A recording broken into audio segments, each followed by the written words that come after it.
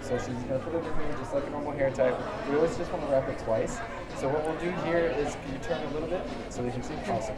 So her hair is actually a little bit quicker anyway, so we don't actually need to size it at all.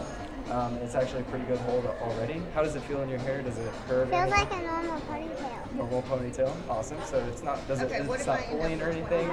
Okay, awesome. And then when you want to take it out as opposed to ripping it out, you're just going to find this clasp. So it's just, and then just lift it up at an angle and just let it fall out. So just, yep, there you go. I like it. Good job. That was easy, huh? It doesn't hurt at all. No, it doesn't, right?